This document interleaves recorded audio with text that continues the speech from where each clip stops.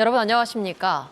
춘천에서 집을 나선 뒤 실종된 초등생을 데리고 있던 혐의로 구속돼 검찰에 넘겨진 50대가 3개월 전에도 비슷한 범행을 저지른 것으로 확인됐습니다. 당시엔 구속하기 어렵다고 판단했는데 경찰이 추가 범행을 막을 기회를 놓친 건 아닌지 아쉽습니다. 보도에 모자성 기자입니다. 춘천에서 집을 나선 뒤 실종된 초등생을 데리고 있던 혐의로 구속된 후 검찰로 넘겨진 50대 A씨. 불과 3개월 전에도 비슷한 범행을 저질렀습니다. 경찰 등의 취재를 종합하면 A씨는 지난해 11월 횡성에 사는 중학생 B양에게 SNS를 통해 접근한 뒤 자신이 거주하는 충주의 한 창고 건물로 유인했습니다. 가족의 신고를 받고 조사에 착수한 경찰은 A씨의 거주지에서 B양을 발견하고 현장에서 A씨를 실종아동법 위반 혐의로 현행범 체포했습니다.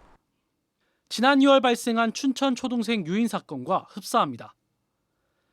하지만 당시 경찰은 A씨를 구속하기 어렵다고 판단해 불구속 상태로 검찰에 넘겼습니다.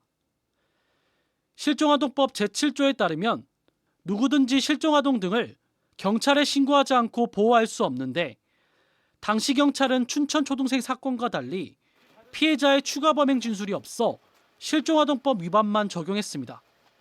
반면 지난달 A씨가 초등생 C양을 비슷한 수법으로 유인해 닷새간 데리고 있던 사건에 대해서는 경찰이 실종아동법뿐만 아니라 미성년자 유인과 감금 등의 혐의를 더해 구속 송치했습니다. 결과적으로 A씨가 과거 사건으로 검찰 조사 중인 상태에서 유사범죄를 저지른 겁니다. 경찰의 조치에 아쉬움이 드는 대목입니다. 초등학생 사건을 수사 중인 춘천지검은 원주지청으로부터 횡성 사건도 이첩받아 A씨에 대한 조사를 이어갈 예정입니다. 지원뉴스 모지성입니다.